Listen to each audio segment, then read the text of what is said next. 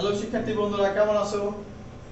জানি তোমরা সবাই খুব ভালো আছো আর নিয়মিত পড়াশোনা করতেছো, কারণ জানি তোমাদের সামনে পরীক্ষা। আর পরীক্ষার সময় তো অবশ্যই বেশি বেশি পড়াশোনা করতে হবে, কারণ সবাইকে পরীক্ষায় ভালো করতে হবে।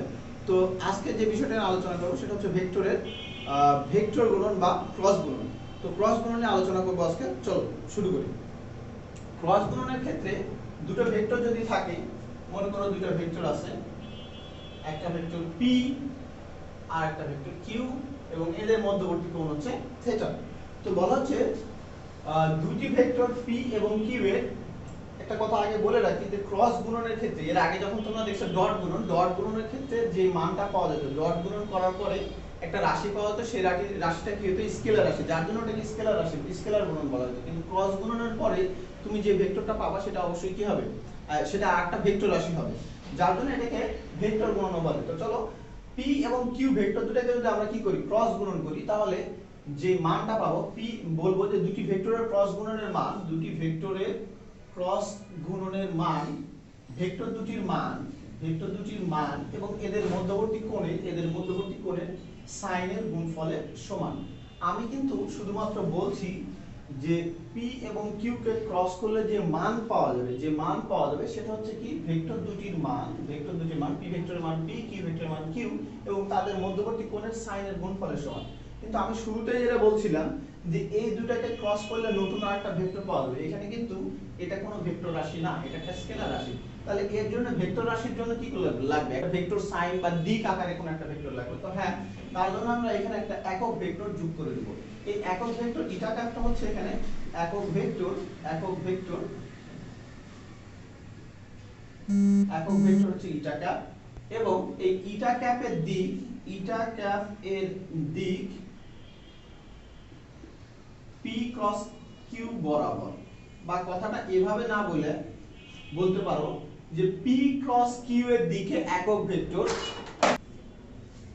পি ক্রস কিউ এর দিক বরাবর একক ভেক্টর হচ্ছে ইটা। এখন এই পি ক্রস কিউ এর দিক কোন দিকে, সেটা আমাদের জানা দরকার।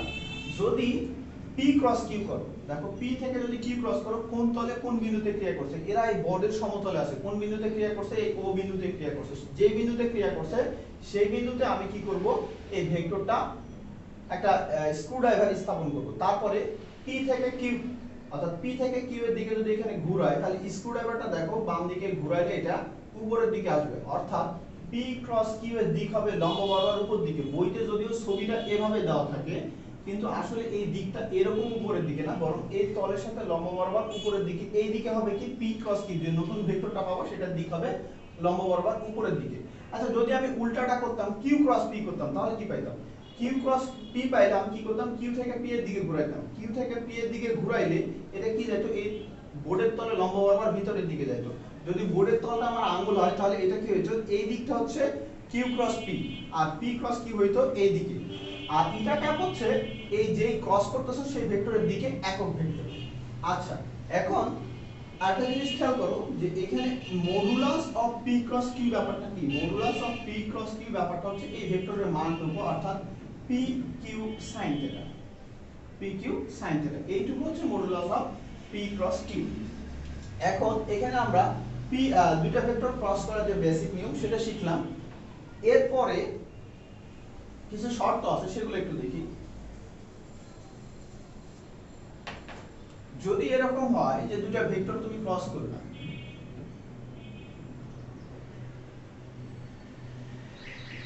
দুটি সমান্তরাল ভেক্টরের ক্রস গুণন,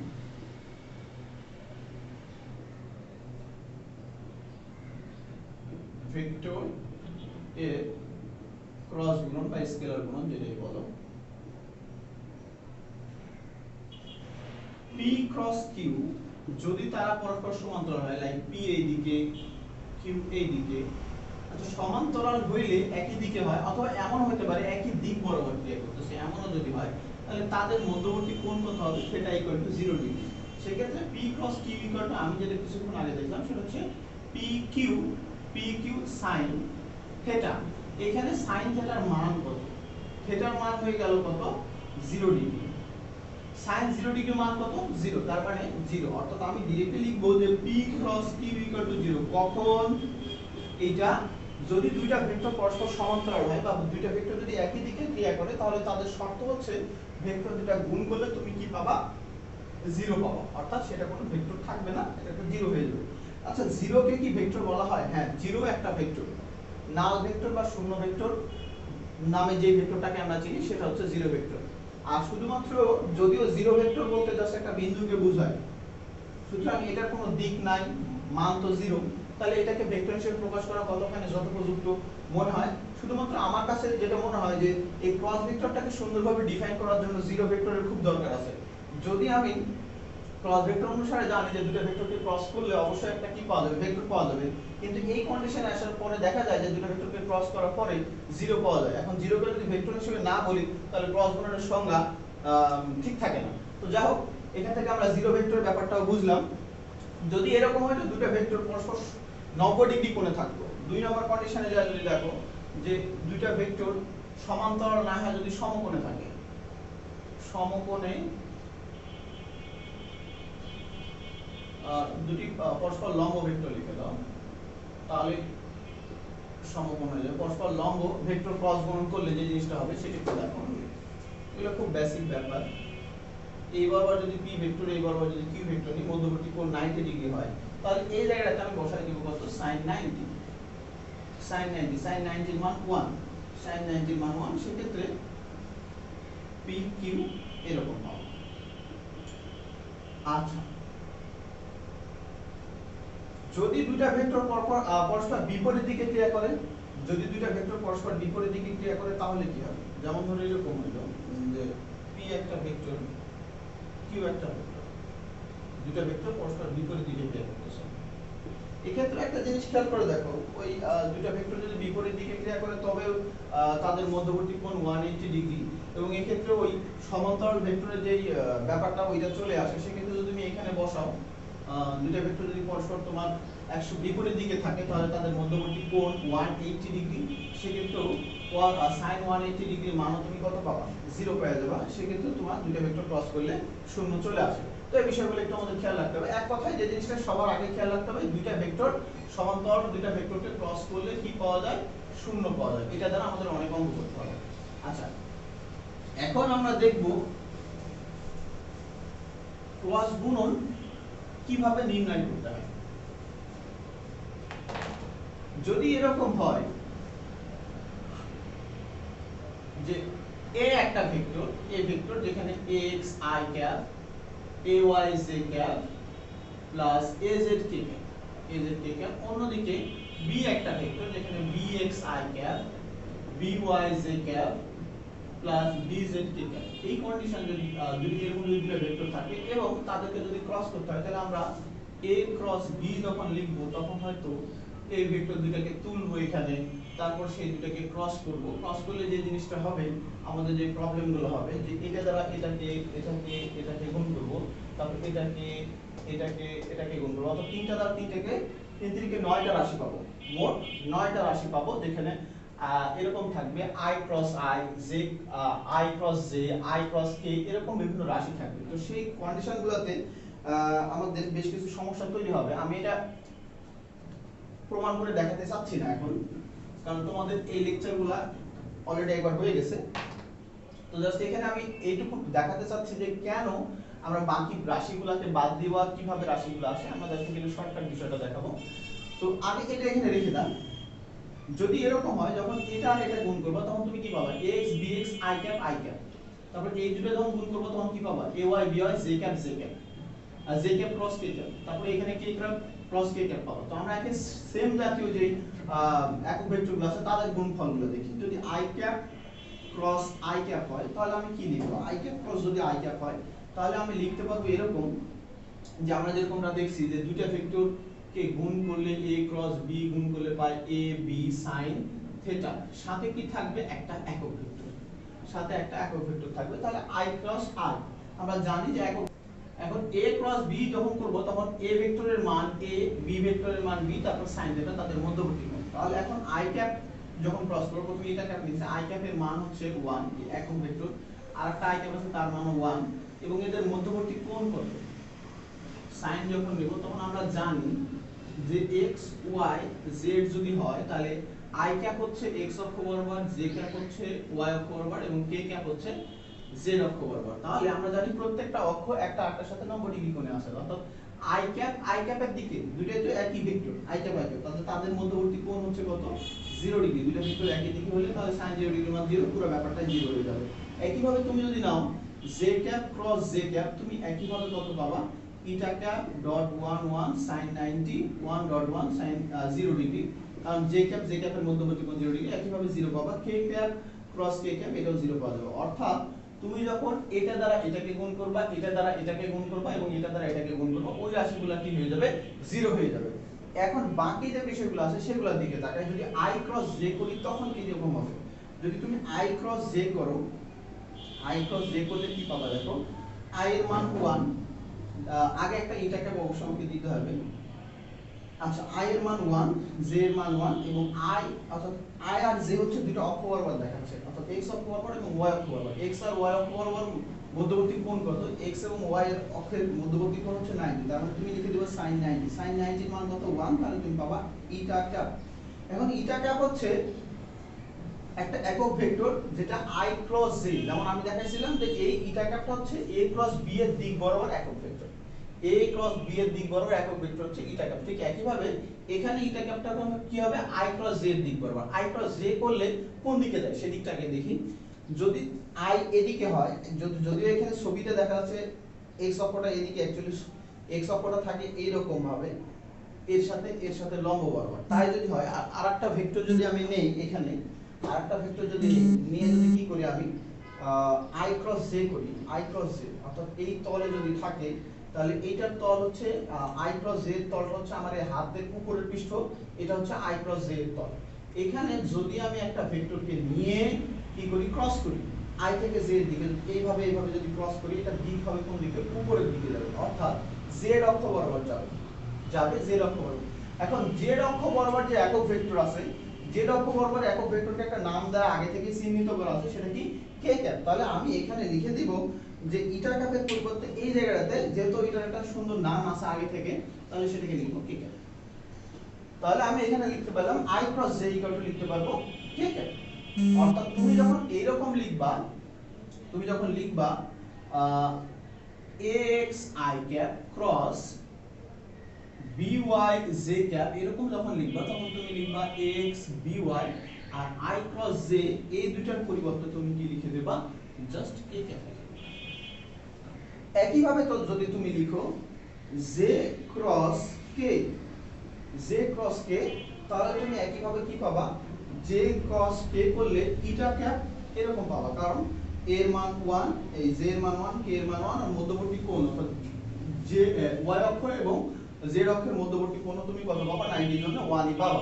এখন এই ক্ষেত্রে z y আর z তল হচ্ছে এই বোর্ডের তলটা, এই তলের লম্ব বরাবর যদি আমি দেখি, যদি j ক্রস k করি তাহলে ব্যাপারটা এরকম দাঁড়াবে, এরকম। এই দিক বরাবর আসলে ভেক্টরটা কি আছে, x অক্ষটা এদিকে আছে, আর এই দিক বরাবর একক ভেক্টরটাকে আমি কি নামে প্রকাশ করছি i ক্যাপ। সুতরাং এই জায়গাটাতে তুমি লিখতে পারবা i ক্যাপ। সেক্ষেত্রে যদি এরকম কেউ লিখে যে ayj cross bzk, ayj cross bzk যখন কেউ লিখবে তখন সে লিখবে ay bz i cap. j cross k হলে সে কি লিখে দিবে, ওইটার পরিবর্তে i ক্যাপ লিখে দিবে। একইভাবে তুমি যদি এরকম লেখো যে k ক্রস i ক্যাপ, তখন তুমি সরাসরি লিখে দেবা k ক্রস i লিখলে j ক্যাপ লিখে দেবা। যেমনটা কেউ যদি এরকম লেখে যে az ক্রস bx,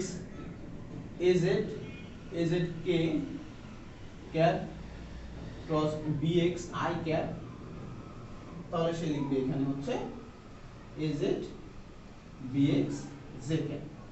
আচ্ছা, সব সময় যে এরকম একটা এখানে কিন্তু একটা অর্ডার মেইনটেইন করে গুণ করা হয়েছে। যেমন দেখো এখানে অর্ডারটা এরকম হয়েছে যে i ক্যাপ, পরবর্তী অর্ডার হচ্ছে j ক্যাপ, তার পরবর্তী k ক্যাপ। দেখো i এর সঙ্গে যখন j গুণ হয়েছে, i এর সঙ্গে যখন j গুণ হয়েছে তখন কি পাইছো তুমি k পাইছো।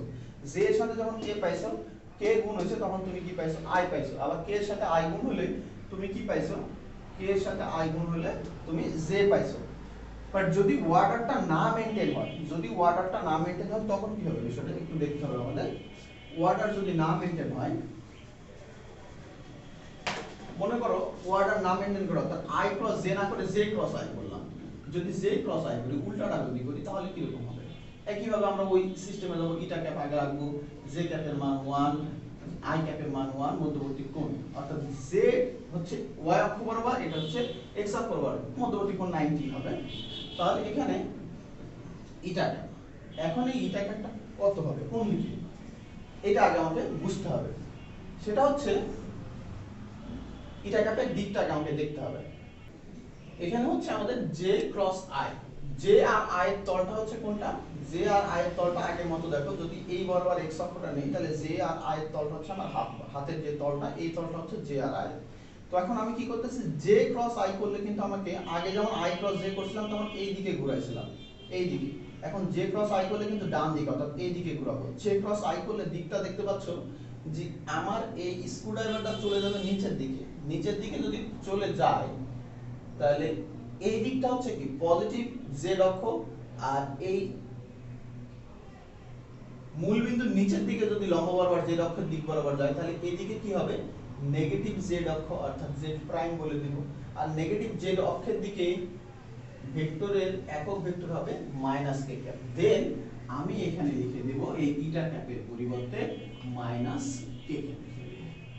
একইভাবে আমি যদি দেখি যে অর্ডার না মেইনটেইন করে যদি কেউ কে ক্রস জে লেখে, তখন সে কি লিখে দিবে, মাইনাস আই ক্যাপ। অর্থাৎ যদি অর্ডার মেইনটেইন না হয়, তাহলে কি করে দিবা, ভেক্টর ডিরেকশন চেঞ্জ হয়ে তখন মাইনাস আই ক্যাপ, মাইনাসটা লিখে দিবা।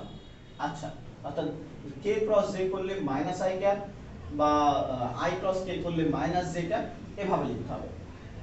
তো এইভাবে যদি তোমরা এই সব কয়টা রাশি গুণ করো, করার পরে যদি কয়েকটা লাইন কষ্ট করে করো, তাহলে দেখবা যে কিরকম আসতেছে।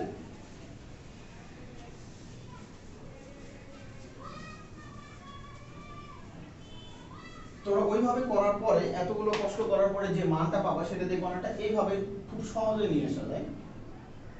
আমরা যদি নির্ণায়কের মাধ্যমে করি, যার জন্য আমরা সবাই ক্রস গুণনের কাজটা এইভাবে 1 বাই 1 না করে নির্ণায়কের মাধ্যমে করি। সেভাবে সেক্ষেত্রে কি করতে হয়, প্রথমে I cross J cross I cap J cap K cap নিবা, তারপরে ভেক্টরগুলোর মান, উপাংশগুলোর মান নিবা। যেমন এক্স অক্ষ বরাবর এ ভেক্টরের উপাংশ হচ্ছে ax, তারপরে ay, তারপর হচ্ছে az, এখানে আছে bx by by bz। এই যে আমরা নির্ণয় করার পরে এটাকে কিভাবে লিখব, আমরা নির্ণয়টা মোটামুটি আই হোপ তোমরা পারো, যে আই ক্যাপ যখন এইটা নেওয়া হয় তখন কি করতে হবে, এইটা এই দুটো ক্রস করতে হবে, বিয়োগ এইটা দিতে হবে। অর্থাৎ এরকম লিখবা, আই ক্যাপ নিলে ay bz minus az by, তারপরে অর্ডার অনুসারে মাইনাস জে ক্যাপ যখন নিবা, যখন মাইনাস জে ক্যাপ নিবা, তখন এই দুটাই, এই রো আর এই কলমটা বাদ যাবে, জে ক্যাপ, তখন তুমি নিতে পারবা x dz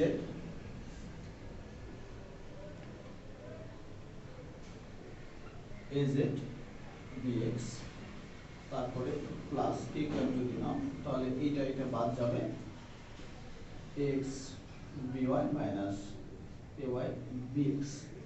তোমরা যদি কি করো, ওই যে সাধারণভাবে গুণ করো, করার পরে আমি যে টাইপগুলো দেখালাম, যে আই ক্রস আই করলে কি হয়, জে ক্রস জে, এই আই ক্রস আই করলে তো 0 হয়ে যায়, এই কন্ডিশনগুলো করার পরে যে জিনিসটা পাবা, সেটা হচ্ছে কমন নেওয়ার পরে এই লাইনটা তোমাদের ফিরে আসবে, দেখবে এই লাইনটা ফিরে আসবে, যার জন্য ওইভাবে না করে আমরা এই পথে আগাই।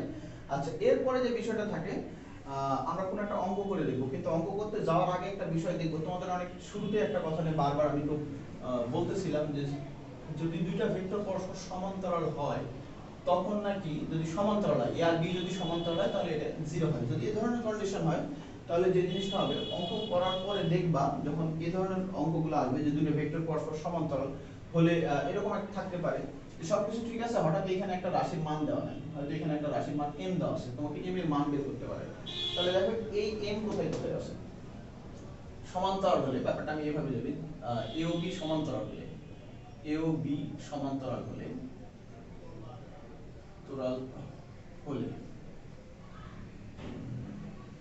যদি এরকম কন্ডিশন হইতো তাহলে আমরা জানি a ক্রস b করলে 0 হবে, এটা আমরা আগে থেকে জানি।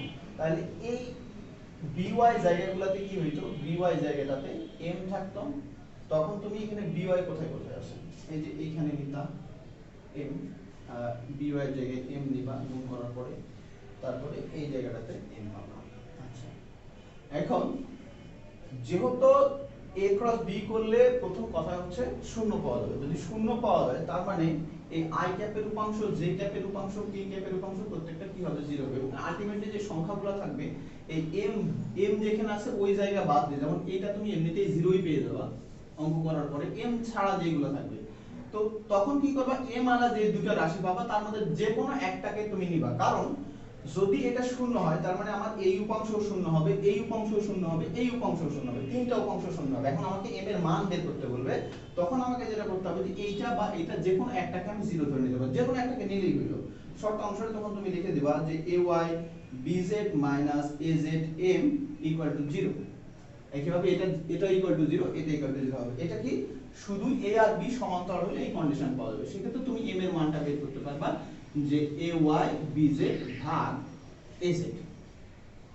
এভাবে আমরা কাজটা করতে পারবো। আবার সমান্তরাল ভেক্টরের আরেকটা কন্ডিশন আছে, সেটা আমি তোমাদের দেখাচ্ছি। যদি দুটো ভেক্টর পরস্পর সমান্তরাল হয়, সেক্ষেত্রে যদি সবগুলা রাশি যদি আচ্ছা আমি মুছে ফেলছি, যাও তাছাড়া ওই লাইন থেকে আমি দেখাতে পারতাম, যেমন এইখান থেকে দেখাতে পারি।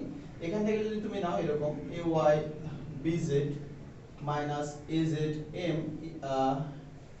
এই লাইনটার পরে মাইনাসটাকে যদি এই পাশে নিয়ে আসি তাহলে এই দুটো ইকুয়াল হয়ে যাবে। সেক্ষেত্রে দেখো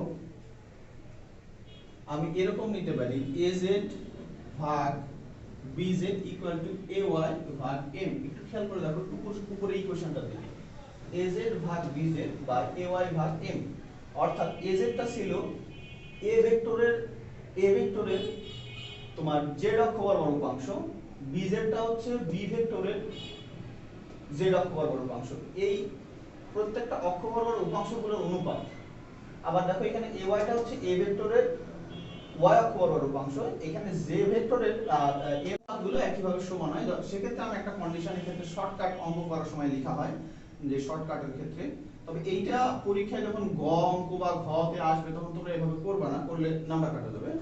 তো যার জন্য আমরা শর্টকাটটা শুধু ওই এমসিকিউ সলভ করার জন্য দেব, কারণ এমসিকিউ তে এই ধরনের অঙ্ক চলে আসে, এত বড় অঙ্কটা হয়তো অনেক সময় এমসিকিউ তে চলে আসছে।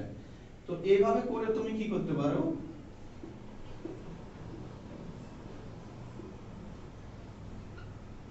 এইটা ভাগ এইটা ইকুয়াল টু এইটা ভাগ এইটা ইকুয়াল টু এইটা ভাগ এইটা, এই অনুপাতগুলো করার মাধ্যমে তুমি কি করতে পারো, সহজে এর মান বের করতে পারো। তুমি চাইলে এর মানটা এই দুটোর মধ্যে থেকে বের করতে পারো, এই দুটোর মধ্যে থেকে চাইলে বের করতে পারো, অথবা চাইলে তুমি কি করতে পারো এই দুটোর মধ্যে থেকেও বের করতে পারো, যেটা ইচ্ছা সেটা তুমি কি করতে পারো, বের করতে পারো।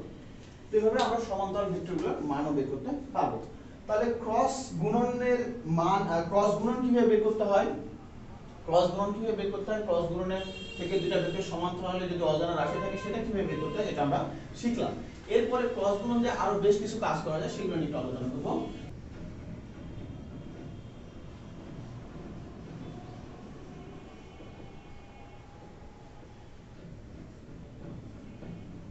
দুটো ভেক্টরকে ক্রস করে আমরা সামান্তরিকের ক্ষেত্রফল নির্ণয় করতে পারি। দেখি কিভাবে নির্ণয় করা যায়।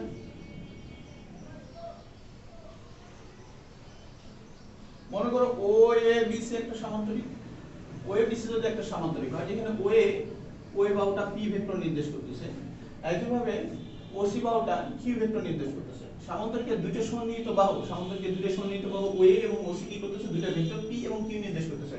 তোমরা এতক্ষণে অবশ্যই ভালো মতো জানো যে P ভেক্টরের মান কত, OA দৈর্ঘ্যটার সমান, একইভাবে Q ভেক্টরের মান হচ্ছে OC দৈর্ঘ্যটার সমান। তাই যদি হয় তাহলে একটা কাজ করি, এই সামান্তরিকের ক্ষেত্রফল কিভাবে নির্ণয় করি। সাধারণভাবে আমরা সামান্তরিকের ক্ষেত্রফলের যে সূত্রটা জানি সেটা হচ্ছে এরকম, অর্থাৎ দুটো সমান্তরাল বাহু যে কোনো দুটো বাহু, যেমন এই দুটো বাহু যদি নেই, এই দুটো সমান্তরাল বাহু যে কোনো একটা বাহু, এই বাহুগুলো কি হয় পরস্পর সমান এবং সমান্তরাল, যে কোনো একটা কি করতে মান নিতে হয়। যেমন এই আর অপর সমান্তরাল বাহু থেকে এটার উপর যে লম্ব দৈর্ঘ্য সেই দুটো গুণ করলে আমরা কি পেয়ে যাই, সামান্তরিকের ক্ষেত্রফল পাওয়া যাবে। তাহলে এইখানে এই সামান্তরিকের ক্ষেত্রফলটা আমি পাবো, এর ক্ষেত্রফলটা পাবো আমি কত, OA গুণ H, OA গুণ H বা OA H এরকম বলতে পারি। এখন ওয়েটা কার মান? ওইটা হচ্ছে পি ভেক্টরের মান, তো এটা আমি পি ভেক্টর লিখে দিতে পারি। আচ্ছা, যদি একটা কাজ করো, এই জায়গাতে একটা বিন্দুটার নাম দিয়ে দাও, মনে করো এই জায়গাটার নাম দিলে তুমি ডি বিন্দু। যদি ডি বিন্দু হয় তাহলে একটা কাজ করো, ও সি ডি ত্রিভুজ থেকে এইচ এর মান নির্ণয় করো। আর একটা কাজ, হ্যাঁ, এটা যদি আলফা হয়, এটা একটা কোণ আলফা ধরে নাও, তাহলে ওসিডি ত্রিভুজ থেকে আমি লিখতে পারি লম্ব ভাগ অতিভুজ, কিউ এর মাধ্যমে প্রকাশ করতে চাচ্ছি। তাহলে লম্ব ভাগ অতিভুজ যদি নিই, অর্থাৎ সিডি, সিডি হচ্ছে লম্ব ভাগ অতিভুজ হচ্ছে ওসি, ইকুয়াল টু আমি লিখতে পারি sin আলফা, লম্ব ভাগ অতিভুজ সমান sin আলফা। এই ক্ষেত্রে সিডি সমান আমি কি লিখতে পারবো? সিডি সমান লিখতে পারবো ওসি sin আলফা। ওসি যে ভেক্টর, ওসি যে ভেক্টরটা আছে সেটাকে হচ্ছে কিউ এর মাধ্যমে প্রকাশ করা হয়েছে, আর কিউ ভেক্টরের মান হচ্ছে ওসি, তার মানে এখানে কিউ লিখতে পারবো sin আলফা। আর সিডি হচ্ছে এইচ, তাহলে এইচ এর পরিবর্তে আমি এখানে এসে কি লিখতে পারি? আচ্ছা, এখানে একটু দেখো, ওয়ে হচ্ছে পি ভেক্টরের মান, ওয়ে হচ্ছে পি ভেক্টরের মান, সুতরাং এখানে পি ভেক্টর না, শুধু পি হবে। তারপরে হচ্ছে এইচ হচ্ছে কিউ sin আলফা, কিউ sin আলফা। আচ্ছা, আমরা বোধহয় দেখছিলাম যে দুইটা ভেক্টর যদি, দুইটা ভেক্টর যেমন দেখো এখানে পি আর কিউ দুইটা ভেক্টর কোন বিন্দু থেকে? ও বিন্দু থেকে ক্রিয়াশীল, ও বিন্দু থেকে ক্রিয়াশীল, যারা কি করতেছে? একটা সামুদ্রিকে দুটো সন্নিহিত বাহু নির্দেশ করতেছে। এখন আমরা দেখছিলাম যে দুইটা ভেক্টর পি ক্রস কিউ করলে আমরা কি পাবো? ইকুয়াল টু পাবো আমরা হচ্ছে P Q sin alpha, P Q sin alpha eta cap. আর পি ক্রস কিউ এর যে মান সেটা আমরা দেখছিলাম এরকম, যে modulus of P cross Q equal হচ্ছে পি কিউ sin আলফা। এই জিনিসটা আমরা ক্রস গুণনের সংজ্ঞা শিক্ষার সময় শিখে গেছিলাম। অর্থাৎ পি ক্রস কিউ ইকুয়াল আমরা দেখছি eta cap P Q sin alpha, যেখানে পি ক্রস কিউ এর মান হচ্ছে পি কিউ sin আলফা। তাহলে এখানে যত মানটা পাওয়া গেছে সুতরাং এভাবে লিখতে পারি modulus of P Q, P cross Q. তাহলে এখন আমরা যে কাজটা করব, যদি দুটো সামান্তরিক, একটা সামান্তরিকে যদি দুটো সন্নিহিত বাহু ভেক্টর দেওয়া থাকে, বাহুকে প্রকাশ করে এরকম দুটো যদি ভেক্টর দেওয়া থাকে, তাহলে ওই সামান্তরিকের ক্ষেত্রফল নির্ণয় করার জন্য আমরা যে কাজটা করব, প্রথমে ওই ভেক্টর দুটো কি করব? ক্রস প্রোডাক্ট নির্ণয় করব, ক্রস প্রোডাক্ট নির্ণয় করব, করার পরে তার মান নির্ণয় করব, তার মান নির্ণয় করব। তাহলে আমরা কি পেয়ে যাব? ওই সামান্তরিকের ক্ষেত্রফলটা পেয়ে যাব। ওকে, এরপরে যদি একইভাবে, যদি একইভাবে একটা ত্রিভুজের, একটা ত্রিভুজের মনে করো দুটো সন্নিহিত বাহু দেওয়া আছে, এরপরে সামান্তরিকের না, এবার ত্রিভুজের ক্ষেত্রফল, ত্রিভুজের ক্ষেত্রফল, ত্রিভুজের ক্ষেত্রফল নির্ণয়ের ক্ষেত্রে একটু খেয়াল করো। ত্রিভুজের ক্ষেত্রফল নির্ণয়ের ক্ষেত্রে ত্রিভুজের ও এ সি একটা ত্রিভুজ দেওয়া আছে তোমার, এই ত্রিভুজের তোমাকে ক্ষেত্রফল নির্ণয় করতে হবে। ওএসি এই ত্রিভুজটার ক্ষেত্রফল নির্ণয় করতে হবে। এখন আমি যদি কি করি, p cross Q modulus of p cross Q করে দেই, modulus of p cross Q করে দেই, তাহলে তুমি কি পাবা? Modulus of p cross Q করলে আগে যে সামান্তরিকটা ছিল, কিছুক্ষণ আগেই আমরা দেখতেছিলাম, আগে ও এ বি সি যে সামান্তরিকটা ছিল পুরোটার ক্ষেত্রফল পাচ্ছিলাম, পুরোটার ক্ষেত্রফল পাচ্ছিলাম। কিন্তু একটা জিনিস খেয়াল করে দেখছো, যেখানে সামান্তরিকের বিপরীত বাহুগুলো সমান এবং সমান্তরাল, অর্থাৎ এই বাহুর দৈর্ঘ্য আর এই বাহুর দৈর্ঘ্য সমান, এই বাহুর দৈর্ঘ্য আর এই বাহুর দৈর্ঘ্য সমান, এবং আরেকটা বিষয় থাকে সামান্তরিকের বিপরীত কোণগুলো সমান হয়, এই কোণটাও সমান। তার মানে আমি বলতে পারি যে ও এ সি ত্রিভুজটা এবং ও বি সি এই দুটো ত্রিভুজ সমান, অর্থাৎ এই ত্রিভুজ আর এই ত্রিভুজ কি ইকুয়াল। এখন দুইটা ত্রিভুজকে কি করছে, এই কর্ণটা এসি কর্ণটা জাস্ট এই পাশে অর্ধেক এই পাশে অর্ধেক দুই ভাগে ভাগ করে দিয়েছে। তাহলে আমি যদি কি করি, এই পুরো সামান্তরিকের ক্ষেত্রফলটাকে দুই দ্বারা ভাগ করে দিই, তাহলে কি এই একটা ত্রিভুজ বা এই একটা ত্রিভুজের ক্ষেত্রফল পেয়ে যাব। আমার তো এই ত্রিভুজটার ক্ষেত্রফল দরকার, তাহলে কি করব, আমি জাস্ট p ক্রস q করলে একটা পুরো সামান্তরিকের ক্ষেত্রফল পাবো, ওটাকে দুই দিয়ে ভাগ করে দেব। Modulus of p cross q কে হাফ দ্বারা ভাগ করলে কি পাওয়া যাবে? এই যে ত্রিভুজটা তার ক্ষেত্রফল পেয়ে যাব, ত্রিভুজের ক্ষেত্রফল, ত্রিভুজের ক্ষেত্রফল। ওকে, এরপরে অনেক সময় দেখা যায় যে আয়তন নির্ণয় করতে বলা হতে পারে, আয়তন নির্ণয় করতে বলা হতে পারে, সেটা একটু দেখব। ওকে,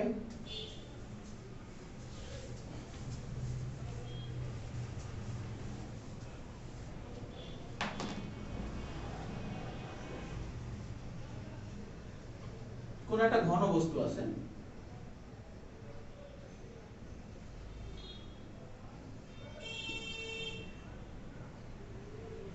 এটা একটা ঘন বস্তু, সেই ঘন বস্তুর যে বাহুগুলো আছে, যে সাইডগুলো আছে, যেমন এই বাহুটাকে আমি একটা ভেক্টর a ভেক্টর দ্বারা প্রকাশ করলাম, লম্ব বরাবর যে বাহুটা আছে সেটাকে আমরা b ভেক্টর দ্বারা প্রকাশ করলাম, আর এই যে সাইডটা আছে সেটাকে আমরা c ভেক্টর দ্বারা প্রকাশ করলাম।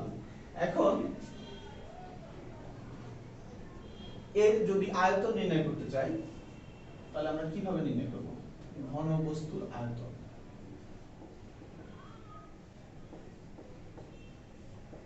তো আয়তন নির্ণয় করতে গেলে আমরা প্রথমে যে কাজটা করব সেটা হচ্ছে যে কোনো একটা তলের ক্ষেত্রফল নির্ণয় করব। দেখো যদি আমি এরকম করি ও A B C, O A B C অর্থাৎ এর সামনের দিকে যে সারফেসটা তুমি দেখতেছো ও এ বি সি সারফেস, এই সারফেসটা যদি ক্ষেত্রফল নির্ণয় করতে চাই তাহলে তুমি সর্বপ্রথমে কি করবে, কোনো ঝামেলা ছাড়াই a ক্রস বি তাকে মডুলাস নিয়ে নেবা। আচ্ছা মডুলাস যদি নেই তাহলে কি পাওয়া যাবে, এই ক্ষেত্রফলের মানটুকু পাবো। আমি মান নেওয়ার দরকার নাই, আমি a ক্রস বি করলে যেটা পাবো সেটা হচ্ছে এই সামনের ও এ বি সি ক্ষেত্রটুকুর ভেক্টর ক্ষেত্রফলটুকুর একটা ভেক্টর রাশি পাবো। ক্ষেত্রফলটাকে প্রকাশ করতে পারে এমন একটা ভেক্টর রাশি পাবো। আচ্ছা এই ভেক্টরটাকে যদি অপর একটা ভেক্টর দ্বারা, যেমন এই বাহুটা দেখো, এমনি সাধারণভাবে চিন্তা করো, এই সামনের সারফেসের ক্ষেত্রফলের সাথে যদি সি এই দৈর্ঘ্যটা গুণ করি তাহলে আমি কি পেয়ে যাব, আয়তন পেয়ে যাব। অর্থাৎ কোন বস্তুর আয়তন নির্ণয় করতে আয়তন কিভাবে নির্ণয় করতে হয়, যে তার ক্ষেত্রফলের সাথে যদি উচ্চতা গুণ করি তাহলে কি পাওয়া যাবে, তার আয়তন নির্ণয় করা যাবে। তাহলে এই ক্ষেত্রফলের সাথে যদি এই দৈর্ঘ্যটা বা এই উচ্চতাটা গুণ করি তাহলে কি পাওয়া যাবে, এর আয়তন পাওয়া যাবে। এখন এইটা আমরা যেটা পাইছি অলরেডি, এটা একটা কি পাইছি, এটা অলরেডি একটা ভেক্টর রাশি পাইছি। এখন এর সাথে যদি আয়তন নির্ণয় করতে অপর একটা ভেক্টর নির্ণয় করতে চাই, অপর একটা ভেক্টর দ্বারা যদি আয়তন নির্ণয় করতে চাই, তাহলে তুমি যদি জাস্ট একে মান যেহেতু চাচ্ছ তাই ডট প্রোডাক্ট করো। মান যেহেতু চাইতেছো তাই তুমি কি করতে হবে, এর সাথে ডট প্রোডাক্ট করো। এখন কেউ যদি বলে না স্যার আমি ওইভাবে করতে চাচ্ছি না, আমি প্রথমে এইটাকে মানই নির্ণয় করব, তাহলে কি করতে হবে, মডুলাস আবার সি করতে হবে, ওটাকে আবার তোমাকে এটার মান নির্ণয় করে গুণ করতে হবে। তা করার দরকার নাই, তোমরা কি করো a cross b dot C করো, তাহলে কি হয়ে যাবে, এটার মান চলে যাবে। আচ্ছা অন্যভাবে কেউ যদি বলে যে না এভাবে না করব, এভাবে করব না, আমি কি করব, b cross c dot A করব, তাহলে তো আমি কি করতে পারবো, b ক্রস c করলে এই সারফেসের ক্ষেত্রফল নির্ণয় করব, তার সাথে উচ্চতা, হ্যাঁ তাও হবে। আর যদি এরকম করে যে c cross a dot b করে তবু হয়ে যাবে। এই প্রত্যেকটা ক্ষেত্রে আয়তন পাওয়া যাবে। এখন তাহলে আমি আয়তন নির্ণয়ের জন্য এরকম একটা ফর্মুলা রেডি করে দিলাম, যে আয়তন b a dot b cross c, অথবা তুমি লিখতে পারো b dot c cross a, অথবা তুমি লিখতে পারো c dot a cross a। আচ্ছা এইটা করার পরে যে জিনিসটা পাওয়া যায়, যে কোনো একটা ভেক্টরকে যদি দুটো ভেক্টর যদি ক্রস করে আবার আরেকটা ভেক্টরের সাথে ডট করা হয়, তাহলে যেহেতু সেটা স্কেলার মান আসবে, আমি যদি এরকম লিখি যে ভাই a vector equal two x i cap ay j cap plus az k cap, তারপরে যদি b ভেক্টর ইকুয়াল টু লিখি bx i cap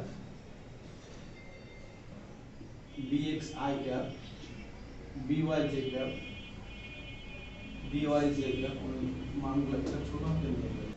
b vector equal two bx i cap byj cap bz k cap, c vector equal two cx i cap cyj cap cz k cap, এরকম ধরি। তাহলে আয়তন নির্ণয়ের যে সূত্রটা আছে a dot b cross c, তো এটা তোমাকে কি করতে হবে, তুমি প্রথমে কি করবা, এই দুটোকে ক্রস করবা, তারপর এখানে ডট করবা। আমি পুরো বিষয়টা আর প্রমাণ করে দেখাতে চাই না, তোমরা নিজেরা চাইলে একটু করতে পারো দু একটা লাইন।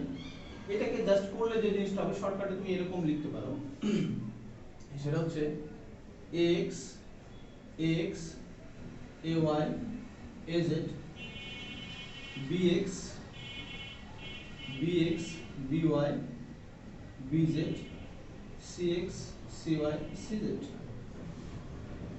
এখন তুমি এই পুরো ভেক্টরটাকে না, এই আয়তনটাকে এইভাবে ডট ক্রস করে তারপর ডট করে না নিয়ে এসে শুধুমাত্র কি করতে পারো, ওই যে তিনটা মান আছে, যে উপাংশগুলোর মান আছে, যেমন x bx cx ay by cy az cz, এই মানগুলো দ্বারা নির্ণয় করলে কি পাওয়া যাবে, এরকম একটা ঘনবস্তুর আয়তন তুমি নির্ণয় করতে পারবা। এবং খেয়াল করে দেখো এখানে i j k জাতীয় কোনো রাশি নেই, সুতরাং মানই আসবে, কোনো ভেক্টর রাশি আসবে না। এখন এখান থেকে এই টাইপটার উপর ভিত্তি করে একটা কোশ্চেন প্রায় সময় করা হয় যে তিনটা ভেক্টর দেওয়া থাকতে পারে, তাহলে আয়তন নির্ণয়ের ফর্মুলা এইটাই। আয়তন নির্ণয়ের বেসিক ফর্মুলা তোমরা এটা ব্যবহার করতে পারো, অথবা এইভাবে নির্ণয় দিয়ে এইটাও করতে পারো। এই দুটার মধ্যে যে কোনো একটা ব্যবহার করে কোনো ঘনবস্তুর আয়তন নির্ণয় করতে পারো। এখন অনেক সময় একটা প্রশ্ন করা হয় যে মনে করো এরকম তিনটা ভেক্টর দেওয়া আছে a cross b a b c তিনটা ভেক্টর দেওয়া আছে, দিয়ে বলা হলো যে এই তিনটা ভেক্টর কি একই সমতলে অবস্থিত কিনা ব্যাখ্যা করো। এরকম প্রশ্ন করা হতে পারে যে a b c একই সমতলে অবস্থিত কি না ব্যাখ্যা করো, অবস্থিত কি না ব্যাখ্যা করো। অবশ্যই বলবে গাণিতিক ভাবে ব্যাখ্যা করো, কারণ ফিজিক্সের প্রশ্ন গাণিতিক ভাবেই তোমাকে ব্যাখ্যা করতে হবে। তো গাণিতিক ভাবে যদি তুমি ব্যাখ্যা করতে যাও, কিভাবে ব্যাখ্যা করবে? আমরা যে জিনিসটা খেয়াল করলাম কিছুক্ষণ আগে, যে আমি যদি এইটা করি যে a dot b cross c ব্যাপারটা করি, a dot b cross c বা b dot c cross a যাই করি, বা অথবা তুমি যদি কি করো এটার মডুলাস নির্ণয় করো, যেভাবে নির্ণয় একটা ax bx cx ay by zy এভাবে যদি মানটা বের করি, তাহলে যে জিনিসটা পাবা একটা আয়তন পাবা, একটা আয়তন পাবা। আয়তন কখন হয়? আয়তন একটা ত্রিমাত্রিক রাশির ক্ষেত্রে আয়তন হয়, যার দৈর্ঘ্য থাকবে, প্রস্থ থাকবে এবং উচ্চতা থাকবে। মনে করো এই আমাদের যে রাস্তাটা আছে এইটার একটা আয়তন আছে। যদি এই তিনটা ভেক্টর মনে করো যে এটা একটা ভেক্টর, এটা একটা ভেক্টর, এটা একটা ভেক্টর, যার জন্য এর আয়তন আছে। যদি এরকম হতো যে এটা একটা ভেক্টর, এটা একটা ভেক্টর, আর এই বরাবর কোণা বরাবর আরেকটা ভেক্টর, তিনটা ভেক্টর থাকবে। খেয়াল করে দেখো যদি এরকম একটা ভেক্টর, দুইটা ভেক্টর আর একটা ভেক্টর এই মাঝ বরাবর হয়, তাহলে এরা একই সমতল, এই পেছনের সমতলে অবস্থান করতেছে। যদি পেছনের সমতলে এই তিনটা ভেক্টর অবস্থান করে একই সমতলে, তাহলে কি এরা কোনো আয়তন গঠন করবে? কারণ উচ্চতার বিষয়টা আসতেছে না, সেক্ষেত্রে এরা কোনো আয়তন গঠন করবে না। সেক্ষেত্রে আয়তনটা কত হবে? আয়তন হবে 0। অর্থাৎ যদি এরকম ভাবে তিনটা ভেক্টর দেয়া থাকে, তাহলে সেখান থেকে a dot b cross c equal to যদি 0 হয়, তবে তুমি কি লিখতে পারো, বা যদি তুমি কি লিখতে পারো যে এরকম x ay az bx by bz cx cy cz equal to যদি 0 হয়, যদি 0 হয়, 0 হয়, তবে a b c একই সমতলে অবস্থিত, একই সমতলে অবস্থিত।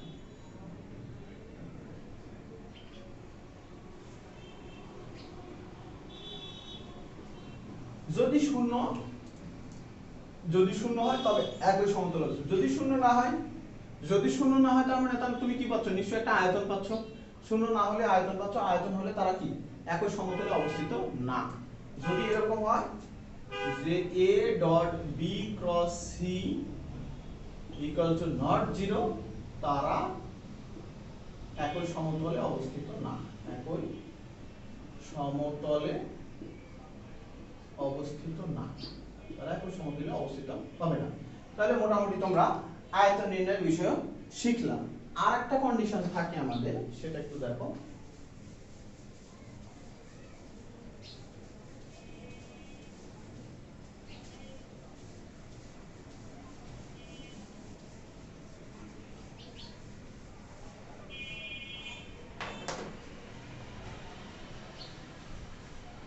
অনেক সময় এরকম যদি একটা সামান্তরিক দেওয়া থাকে, সামান্তরিকে ওএবিসি এভাবে তো এঁকে দেওয়া থাকে না পরীক্ষায়, একটা সামান্তরিক, সেই সামান্তরিকে যেটা দেওয়া থাকতে পারে, দুটো কর্ণের ভেক্টর দেওয়া থাকতে পারে, দুটো কর্ণের ভেক্টর। মনে করো এটা একটা ভেক্টর পি কর্ণ।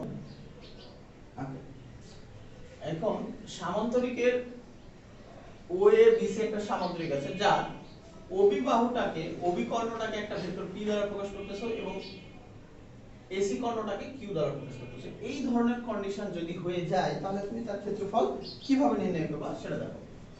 কর্ণ দেওয়া থাকে, সামান্তরিকে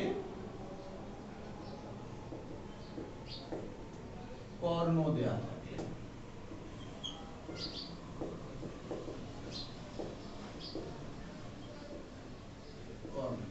যদি এরকম কর্ণ দেওয়া থাকে তখন তুমি কিভাবে এদের ক্ষেত্রফল নির্ণয় করবে দেখো। আমি এমনিতে এই সামুদ্রিকের ক্ষেত্রফল কি জানি? সামুদ্রিকের ক্ষেত্রফল হচ্ছে, আমি কিছুক্ষণ আগে যেটা জানি, সামুদ্রিকের ক্ষেত্রফল হবে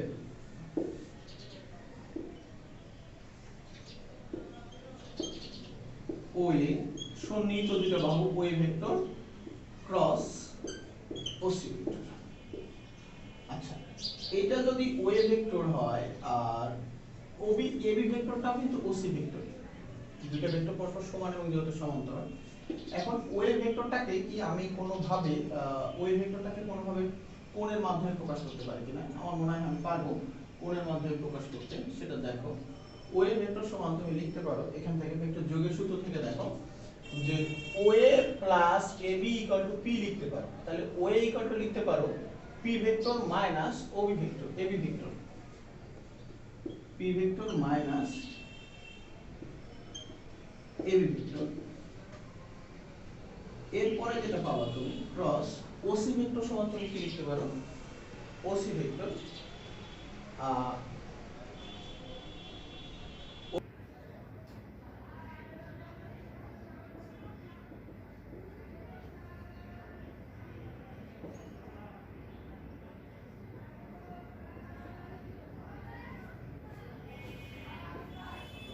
যদি এরকম হয় যে একটা সামুদ্রিকের দুটো কর্ণ প্রকাশ করতেছি, এরকম দুটো ভেক্টর দেওয়া আছে, যেমন সামুদ্রিকের দুটো কর্ণ প্রকাশ করতেছে পি ভেক্টর এবং কিউ ভেক্টর দ্বারা, তাহলে এক্ষেত্রে সামুদ্রিকের কর্ণ দেওয়া থাকলে ক্ষেত্রফল হবে, সেক্ষেত্রে ক্ষেত্রফল হবে হাফ গুণ পি ক্রস কিউ। তো এইভাবে আমরা ক্রস প্রোডাক্ট ব্যবহার করে ত্রিভুজের ক্ষেত্রফল, সামুদ্রিকের ক্ষেত্রফল, তারপরে কর্ণ দেওয়া থাকলে সামুদ্রিকের ক্ষেত্রফল, এই বিষয়গুলো নির্ণয় করতে পারি। তো চলো এবার আমরা কিছু প্রবলেমের দিকে যাব, প্রবলেমগুলো সলভ করতে চেষ্টা করব। তো আমরা প্রবলেমগুলো দেখি, চলো আমরা প্রবলেমগুলো দেখি। এখানে এবিসি তিনটা বিন্দুর অবস্থান ভেক্টর যথাক্রমে 2 3 5 1 -2 4 ও 5 2 -3 দেওয়া আছে। সেক্ষেত্রে তোমাদের নির্ণয় করতে হবে, এটা উদ্দীপক এতটুকুই, এবি প্লাস বিসি ও বিসি মাইনাস সি এর নির্ণয় করতে হবে, এবি ও বিসি এর মধ্যবর্তী কোণ নির্ণয় করতে হবে, সিএ এর উপর এবি ও বিসি এর মধ্যবর্তী কোণ নির্ণয় করতে হবে, সিএ এর উপর এবি এর উপাংশ নির্ণয় করো। একজন লোক বি থেকে সি তে গেলে কত দূরত্ব অতিক্রম করবে? টয়েস I cap plus B J cap minus 11 K cap ভেক্টরটি বিসি এর উপর লম্ব হলে বি এর মান কত? A I plus 10 J plus 2 K ভেক্টরটি ডিএ এর সমান্তরাল হলে এ এর মান কত? ত্রিভুজ এবিসি এর ক্ষেত্রফল নির্ণয় করো এবং এবিসি সমকোণী কিনা ব্যাখ্যা করো। এবং পরবর্তী কোশ্চেনটা হচ্ছে উদ্দীপকের ভেক্টর তিনটি কোন ও ঘনবস্তু তিনটি বাহু নির্দেশ করে কিনা ব্যাখ্যা করতে বলছে। এই অঙ্কগুলো যেটা করবে, তোমরা প্রথমে অঙ্কগুলো তুলবা, তারপর সলভ করার চেষ্টা করবে নিজে নিজে, তারপরে আমার এই ভিডিওটাকে পজ করে নিজেরা সলভ করার চেষ্টা করবে, তারপর আমার সলিউশন দেখবা। আশা করি এক্ষেত্রে তোমাদের উপকার হবে। এখন আমরা সলিউশনগুলো দেখি। প্রথমটা, এখানে যেহেতু বলা হয়েছে এবি যোগ বিসি, তাহলে আমাদের যেহেতু এবি বিসি, তারপরে এখানে পরবর্তী আমার সিও দরকার পড়বে। তো আমরা এক নম্বর সলিউশনে যেটা করব, প্রথমে এবি বিসি সি এটা নির্ণয় করে রাখবো। আসলে এখানে যেটা হয়েছে, যেটা এরকম ভাবে কোনো একটা দেওয়া আছে, তোমার অক্ষ ব্যবস্থা দেওয়া আছে, যার এ বি সি তিনটা বিন্দুর অবস্থান ভেক্টর দেওয়া আছে। এটা মনে করো অবস্থান ভেক্টর, একটা অবস্থান ভেক্টর, এর অবস্থান ভেক্টর r1 ধরে নাও, ঠিক আছে, বি এরটা r2, বি এরটা r2, সি এরটা r3। তাহলে যখন এবি নির্ণয় করব তখন এবি হচ্ছে r2 r1, যখন বিসি নির্ণয় করব তখন সেটা হচ্ছে কি r3 r2, যখন সি এ নির্ণয় করব তখন r1 r3। তো এখানে আমি ধরি সলিউশনটা দেখো, ধরি r1 equal to twice I cap plus 3 j cap plus 5 k cap, তারপর হচ্ছে r2 equal to হচ্ছে I cap minus 2 j cap plus 4 k cap, তারপরে হচ্ছে r3 equal to আমি লিখলাম r3 equal to দেওয়া আছে 5 I cap plus 2 j cap minus minus 3 এটা। আমি যখন এবি নিব তখন আমি এই ছবি অনুসারে লিখতে পাচ্ছি এবি, আমি একদম ডাটাগুলো একটু শর্টে লিখবো, একটু জায়গা কম। এবি ইকুয়াল টু লিখবো কি আমি, এবি ইকুয়াল টু লিখবো আমি হচ্ছে এবি ইকুয়াল টু লিখবো r2 মাইনাস r1, অর্থাৎ এটা নিয়ম হচ্ছে এবি গেলে এই বি বিন্দুর অবস্থান ভেক্টর মাইনাস এ বিন্দুর অবস্থান ভেক্টর, r2 মাইনাস r1। নিয়মটা হচ্ছে এখানে r2 r1 তুলতে হবে, আমি আর দ্বিতীয়বার তুলতে চাচ্ছি না। দেখো r2 হচ্ছে i ক্যাপ থেকে যদি টয়েস i ক্যাপ বাদ দিই তাহলে কি পাবো, i ক্যাপ থেকে টয়েস i ক্যাপ বাদ দিলে মাইনাস i ক্যাপ পাবো। তারপর হচ্ছে মাইনাস 2j থেকে 3j যদি বাদ দাও তাহলে কি পাবো, মাইনাস 5j পাবো। তারপরে কি পাবো, 4k থেকে যদি তুমি কি করো 5k বাদ দাও তাহলে কি পাই যাবো, মাইনাস k। এটা হচ্ছে এবি, এবি পাইলাম। একইভাবে যদি আমি বিসি নেই, বিসি নিলে কি করতে হবে আমাকে, তোমার সি ভেক্টর থেকে বি ভেক্টর বাদ দিতে হবে।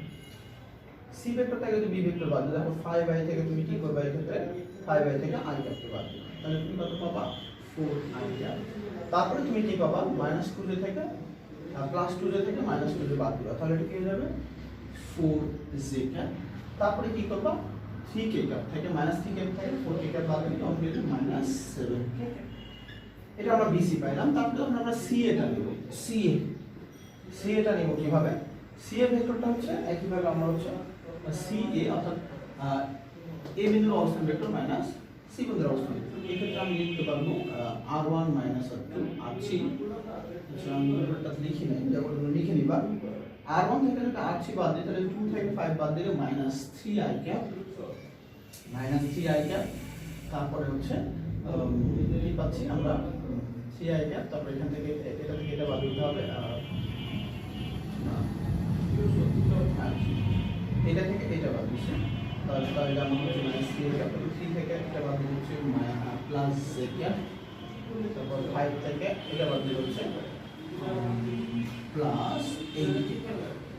আমরা এবি বিসি সি এর ভেক্টরগুলো পাইছি, এইগুলো আমাদের অঙ্ক করার সময় বারবার প্রয়োজন হবে। তাই আমি একটা কাজ করব, এই যেহেতু অঙ্কটা দেখতে পাচ্ছি এবি প্লাস বিসি, আর এই জায়গাতে আমি মানগুলো লিখে রাখবো, আমার পরবর্তী সরে যাবে। এখানে প্রশ্ন না, এই মানগুলো আমার প্রয়োজন পড়বে, তাই আমি লিখে রাখবো, বারবার প্রয়োজন পড়বে। কারণ আমাদের বোর্ডটা ছোট, বোর্ড ছোট না, অ্যাকচুয়ালি প্রশ্ন অনেক দেওয়া হয়ে গেছে। তো এবি হচ্ছে minus i cap minus 5j cap minus k cap AB. BC হচ্ছে আমাদের, বিসি হচ্ছে 4i cap 4j cap minus 7 cap. এবং সি এটা হচ্ছে, সি হচ্ছে minus 3i cap plus j cap plus 8 cap. আমাদের যেটা ছিল সেটা হলো যে একটা সলিউশন কিন্তু শেষ হয় না, মানগুলো দেখলাম। আমাদের পরবর্তী যে বিষয়টা ছিল সেটা ছিল যে মান নির্ণয় করতে হবে এবি প্লাস বিসি। এখন অর্থাৎ modulus of AB, modulus of AB plus যদি বিসি নির্ণয় করি তাহলে কি পাবো, এবি কত ছিল, এবি ছিল minus i cap minus 5j cap minus 8 আর সুন্দর লাগতেছে।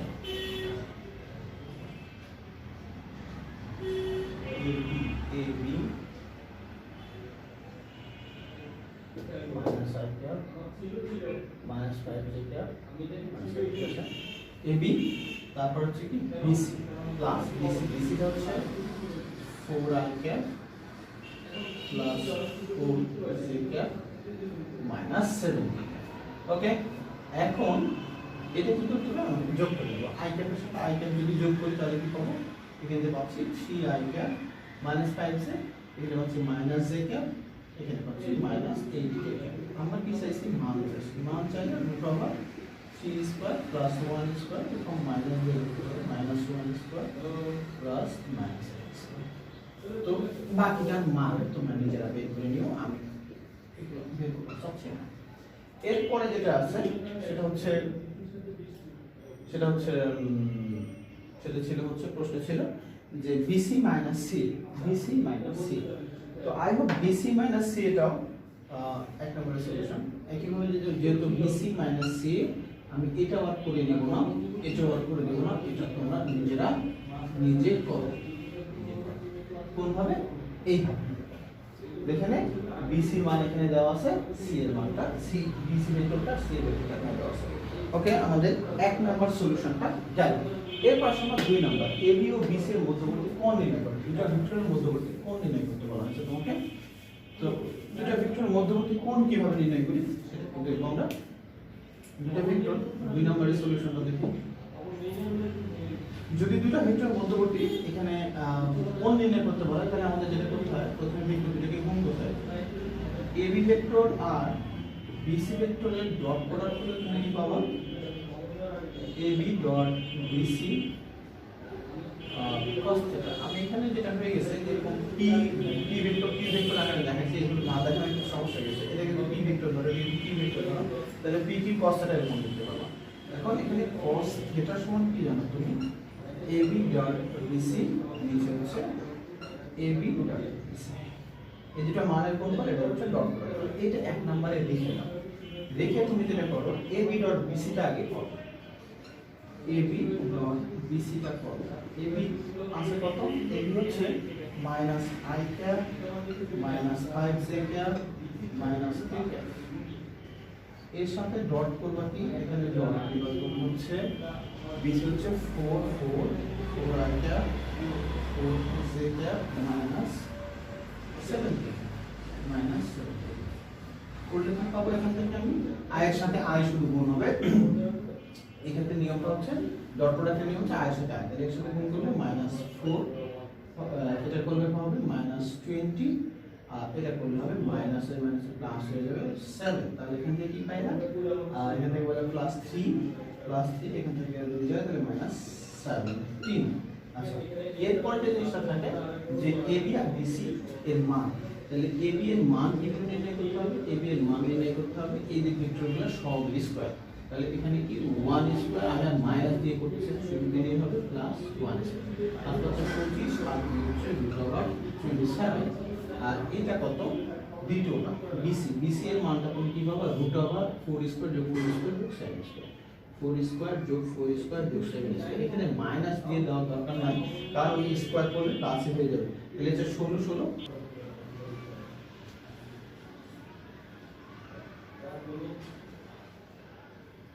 তো এখন যদি আমি অ্যাঙ্গেলটা বসাই, অ্যাঙ্গেলটা যদি নির্ণয় করতে চাই, তাহলে আমি এখানে একটু স্পেস পাইছি, এটাকে নির্ণয় করব, এই জায়গাটাতে নির্ণয় করব।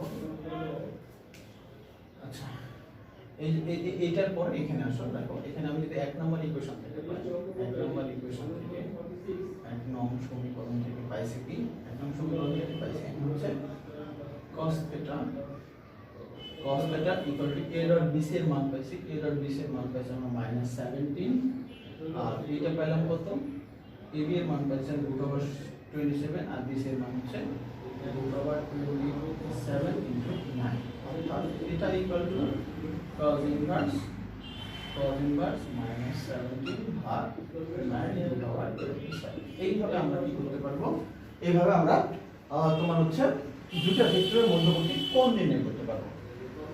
তাহলে আমাদের এখানে 2 নম্বর কোশ্চেন, যেটা দুটো ভেক্টরের মধ্যবর্তী কোণ নির্ণয় করার ব্যাপার ছিল, এবি আর বিসি এর মধ্যবর্তী কোণ, সেটা নির্ণয় করতে পারলাম। আচ্ছা, এরপরে আমরা যাব যেটাতে 3 নম্বর কোশ্চেন দিতে যাব। সি এর উপর এবি এর উপাংশ ছিল। এই নাম্বার কোশ্চেনটা আমি মুছে ফেলছি এখানে। সি এর উপর এবি এর উপাংশ, 3 এর সলিউশন। 3 এর সলিউশন, সি এর উপর এবি এর অংশ। একটা ভেক্টরের উপর আরেকটা ভেক্টরের উপাংশ লেখার আমরা দুটো সূত্র শিখছিলাম। যদি সি এর উপর বি এর উপাংশ যদি চাই, তাহলে আমাদের যেটা করতে হয়, নিয়ম হচ্ছে কার উপাংশ? বি এর উপাংশ, বি এর মডুলাস অফ বি এর মান cos θ এরকম লিখতে পারি, অথবা কি লিখতে পারি যে ওই ভেক্টরের মানের সাথে ওই ভেক্টরটা ডি এ ভেক্টরের সাথে অপর ভেক্টরের একক ভেক্টর, অপর সি এ ভেক্টরের একক ভেক্টর। সি এ ভেক্টরটাকে এরকম নেই, তাহলে সি এ ভেক্টরের একক ভেক্টর নেই, সি এ ভেক্টর একক। তো আমি যেটা করব, সি এ ভেক্টরের আগে একক ভেক্টরটা নির্ণয় করব। সি ভেক্টর একক ভেক্টরকে এভাবে না লিখে আমরা যদি এভাবে লিখতে পারি, সি ভেক্টরটাকে ওই ভেক্টরের মান দাও, তাহলে আমি এভাবে করতে পারি, এভাবে করতে পারি। কোনটা আমি লিখবো সেটা আমি আগে কি করি, আমার কাছে পছন্দ যেহেতু এখানে সবগুলা কোনো ভেক্টরের মান দেয়া নাই, তাই আমি যেটা করবো যে এইভাবে করার চেষ্টা করবো।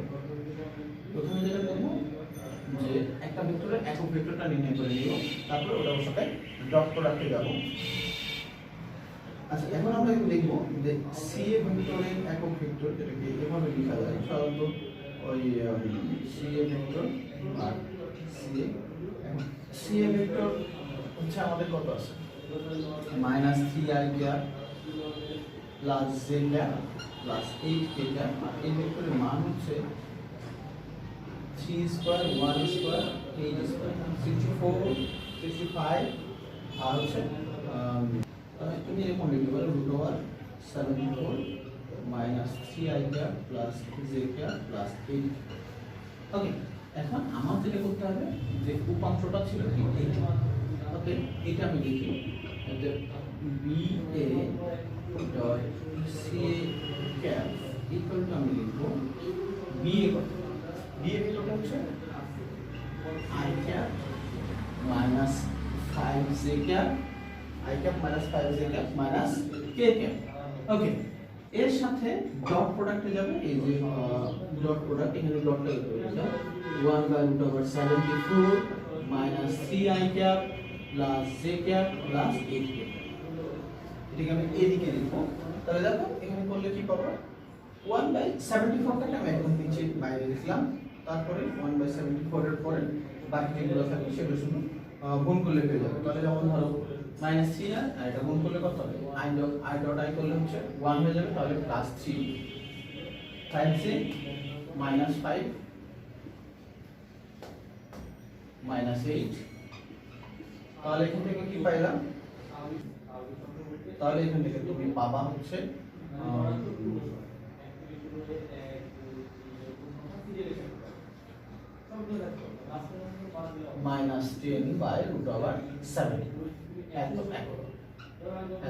অর্থাৎ সি এর উপর বি এর যে উপাংশ, সি এর উপর যে বি এর উপাংশ সেটা হচ্ছে -10/74 একক। ওকে, এরপরে আমাদের যে পরবর্তী কোশ্চেনটা সেটাতে যাব। 3 নম্বর কোশ্চেনটা দেখলা তোমরা, 4 নম্বর কোশ্চেনের সলিউশনটা দেখব। 4 নম্বর যেটা বলছে একজন লোক বি থেকে সি তে গেলে কত দূরত্ব অতিক্রম করবে। প্রশ্নটা খুব একটা কঠিন না, যে এরকম ব্যাপারটা ছিল যে একজন লোক যদি সে বি থেকে সি তে যায় সে কতটা দূরত্ব অতিক্রম করবে। y x সে বি থেকে সি তে গেছে, এখন তোমাদের কাছে কি r1 দেওয়া আছে r2 দেওয়া আছে, এই অবস্থানগুলো বি থেকে সি তে গেছে, বি থেকে সি তে গেছে, তার মানে কি সে বিসি পথটা অতিক্রম করছে। তো বিসি ভেক্টরের যে মান সেটাই হচ্ছে কি তার দূরত্ব। তো এখানে যেটা করতে হবে শুধু বিসি ভেক্টরের মানটা নির্ণয় করে বলে দিবা যে তার অতিক্রান্ত দূরত্ব এত একক। তার মানে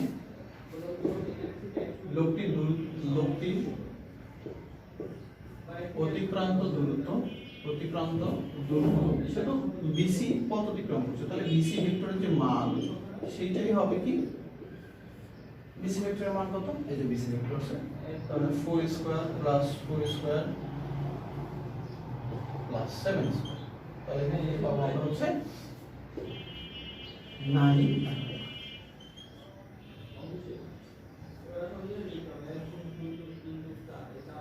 ওকে, আমরা 4 নম্বর কোশ্চেনটাও দেখলাম। এর পরবর্তী কোশ্চেনটা দেখি আমরা যে এত ভেক্টরটি বিসি এর উপর লম্ব হলে বি এর মান কত।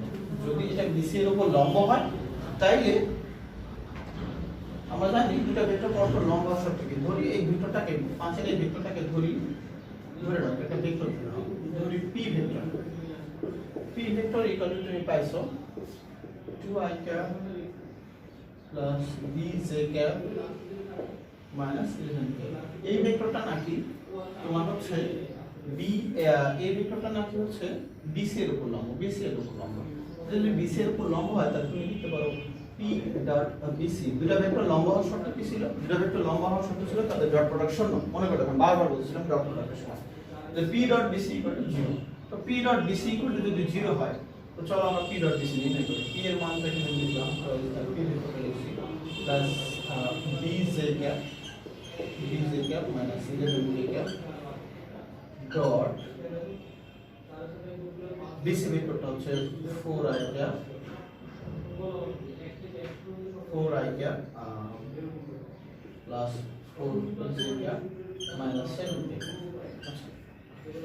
এখন এটা কত পাবা, 4 দুগুণ 8 প্লাস 4b প্লাস 77। শর্ত যেটা ছিল শর্ত মতে এখন তুমি লিখবা যে বিসি তো লম্ব, তাই এটা 0, তার মানে আমি লিখবো এখানে 8 plus 77 plus 4b equal to 0। তার মানে এখানে পাবো হচ্ছে b ইকুয়াল টু এখানে হচ্ছে 85 মাইনাস 85 আর 4 বাই 4 বি এর মান হচ্ছে অ্যান্সার। তাহলে আমরা 5 নম্বর কোশ্চেনটা পর্যন্ত সলভ করে ফেলছি। এখন আমরা 6 নম্বর কোশ্চেনটাতে যাব। 6 নম্বর কোশ্চেনে বলছে যে এ ক্যাপ, এই যে ভেক্টরটা দেওয়া আছে এ I cap plus 10 J cap plus 2 ভেক্টরটা যদি বি এর সমান্তরাল হয় এর মান কত। এখন 6 নম্বরে হচ্ছে ধরি এখানে এই ভেক্টরটাকে ধরে নাও P vector equal to A I cap plus 10 J cap plus 2k cap, আর এইটা বিএ এর সমান্তরাল হলে, যদি সমান্তরাল হয় তাহলে দেখো এখানে বিএ ভেক্টরটা কত হবে ভাই, বিএ ভেক্টর মানে আচ্ছা বিএ ভেক্টরটা হবে এবি ভেক্টরের ঋণাত্মক। তাহলে বিএ ভেক্টরটা হবে এবি ভেক্টরের ঋণাত্মক অর্থাৎ মাইনাস এবি।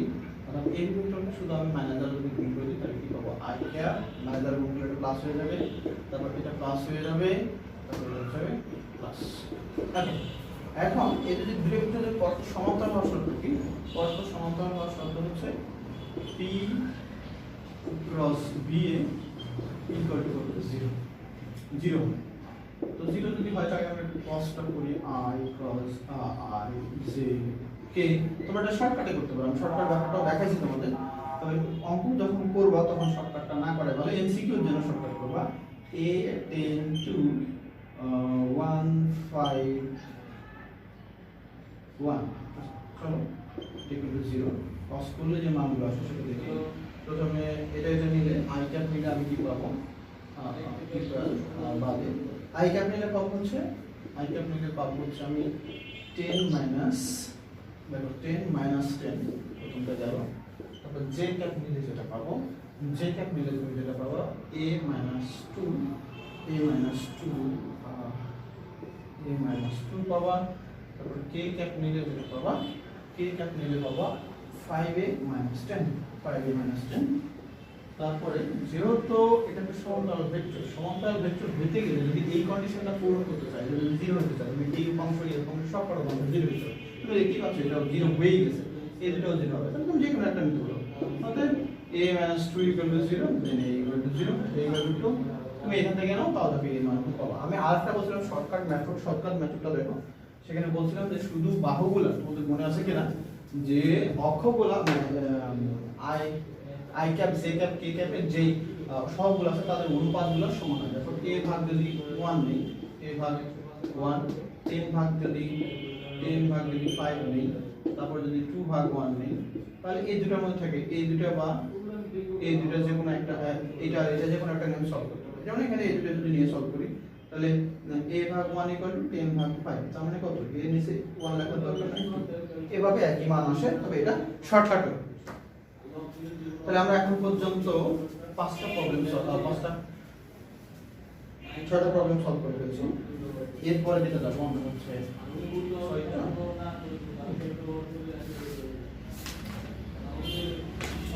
6 করে 8 দিয়ে ফেলছি। এটা হচ্ছে 7 নম্বর প্রবলেম, এটা হচ্ছে 7 নম্বর প্রবলেম, আর এটা হচ্ছে 8 নম্বর প্রবলেম।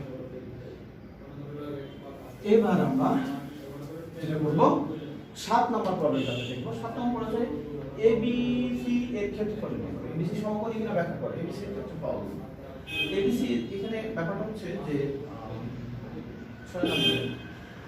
7 নম্বরে এবিসি ত্রিভুজের 3টা বাহু দেওয়া আছে, তিনটা বাহু ভেক্টর আমরা বের করে ফেলছি A B B C C শুরুতে যেটা বের করছি কেউ যদি ভুল করে এইগুলাকে ভেক্টর ধরে অঙ্ক করে তাহলে কিন্তু সে ভুল করে ফেলবে অনেকেই করে বাট আমি যার জন্য কি করছি এগুলো আসলে কি ছিল অবস্থান ভেক্টর সেই বাহুগুলো থেকে আমি সেই অবস্থান ভেক্টরগুলো থেকে কি করছি প্রথমে ত্রিভুজের তিনটা বাহু বের করে নিয়েছিলাম তো চলো এখন আমরা যেটা করব যে এই বাহুগুলো যত দেওয়া আছে তার ক্ষেত্রফল নির্ণয় করব যদি বাহু যদি A B R O B C যে কোনো দুটো নাও বি সি দুটি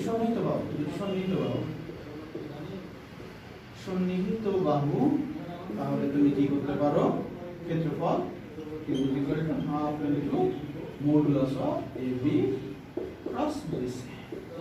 Okay, তাহলে half into AB মান cross করার সময় হচ্ছে I cap J cap K cap আচ্ছা AB হচ্ছে কত -1 -5 -1 BC হচ্ছে কত BC হচ্ছে 4 ওকে এইখানে একটা বিষয় এটা কিন্তু এটাকে ক্রস করলে এরকম নির্ণয় করতে হবে কারণ তুমি তো এর মান নিচ্ছ আর আবার এর মধ্যে একটা মডুলাস চিহ্ন দাও তাহলে এখানে মডুলাস চিহ্ন থাকলেও তার ভিতরে এইটাকে ক্রস করে দিতে পাওয়া যাবে আর ক্যাপ নিলে তুমি কি পাবা 5 7 35 35 4 কে 4 সেটা সূত্রে মাইনাস হয় আবার সূত্রে মাইনাস তার মানে হলো প্লাস তারপর হচ্ছে জে ক্যাপ হচ্ছে মাইনাস যে ক্যাপ নিলে তুমি কি পাবা 7 আর এখানে হচ্ছে মাইনাস প্লাস 4 তারপরে তুমি কে ক্যাপ নিবা কে ক্যাপ নিলে পাবা 4 মাইনাস 4 তারপরে তুমি কি পাবা প্লাস 20 প্লাস 20 এখন আমরা একটা মডুলাস চিহ্ন দিলাম তাহলে এইখানে হাফ থাকলো 35 আর 4 হচ্ছে 39 39 I cap minus 11 J cap তারপরে এখানে কত পাচ্ছে 16 প্লাস 16 K cap এখনো কিন্তু হয় না এখন তুমি ভেক্টরটার মান নিতে চাও কারণ ক্ষেত্রফলের ক্ষেত্রে মান চাই তাহলে মান হচ্ছে কত গুণ root over 39 square plus 11 square plus 16 square এটা করলে যেটা আসবে সেটাই হচ্ছে এত বর্গ এত বর্গ হচ্ছে এই ত্রিভুজের ক্ষেত্রফলের মান তোমরা ক্যালকুলেটর দিয়ে এটা বের করে নিও এর পরবর্তী যে বিষয়টা জিজ্ঞেস করেছে এবিসি কি সমকোণী ত্রিভুজ কিনা এবিসি কি সমকোণী ত্রিভুজ কিনা এটা নির্ণয় করার জন্য তোমরা যে দুইটা কাজ করতে পারো এদের কোণগুলো নির্ণয় করতে পারো করে দেখতে পারো যে এবি বা বিসি বা সি এদের যে কোনো একটা কোণ 90 ডিগ্রি হয় কিনা যদি 90 ডিগ্রি হয় তাহলে বুঝবে এটা সমকোণী ত্রিভুজ অথবা আরেকটা বিষয় আছে সেটা করে দেখতে পারো এটার পরবর্তী পার্ট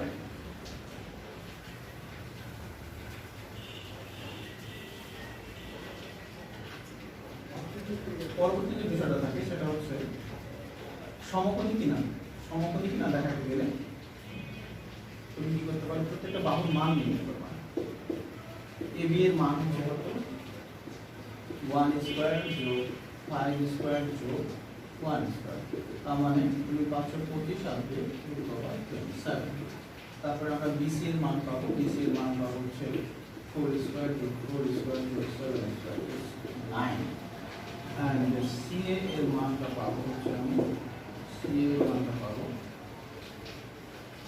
মডুলাস নাম দিতে পারো যত বাহু করবো দরকার নাই মডুলাস দিয়ে খালি অতিরিক্ত ঝামেলা বাড়ানো তাহলে হচ্ছে 3 স্কয়ার যোগ 1 স্কয়ার যোগ 8 স্কয়ার 64 65 যোগ 9 তার মানে হচ্ছে 7 এখন এইখানে যে কোনো দুটো বাহু তুমি যেটা করো কিন্তু সবচেয়ে বড় কোনটা সেটা দেখো আমার যেটা মনে হচ্ছে এখানে সবচেয়ে বড় হচ্ছে 9 তাহলে অপর দুটো স্কয়ার এখানে 27 স্কয়ার যদি এরকম করে দিই 27 square plus root over 74 square যদি করি তাহলে কি 9 স্কয়ার সমান হবে না এটা হবে না তার মানে সমকোণী ত্রিভুজ না সমকোণী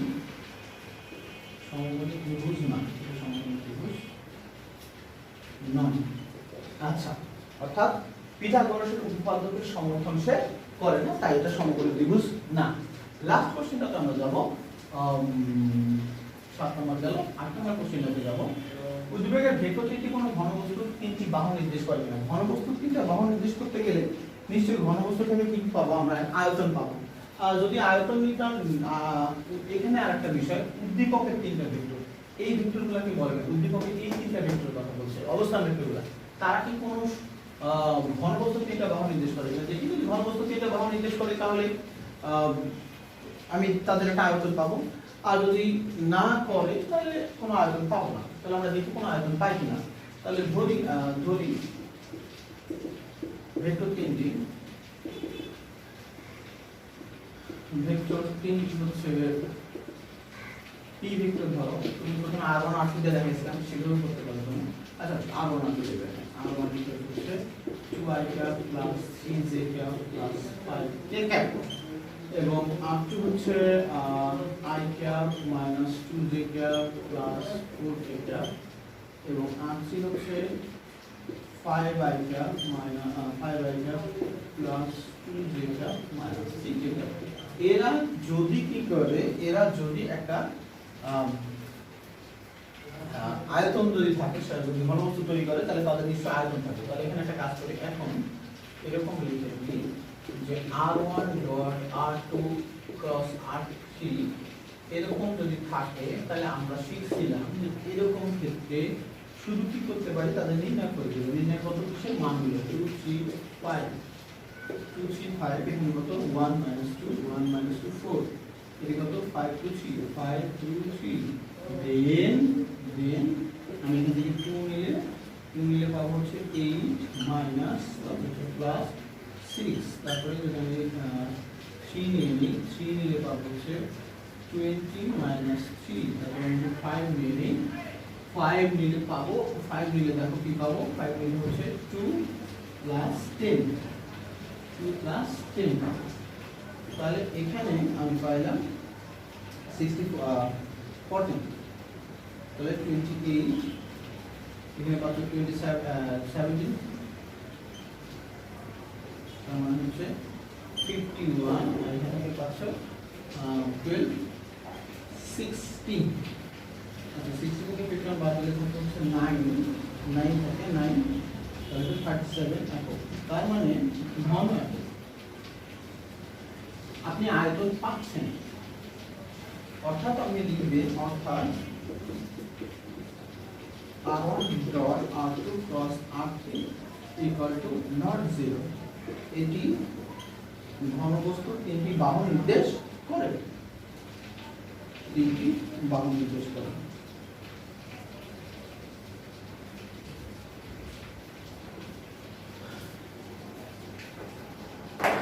তো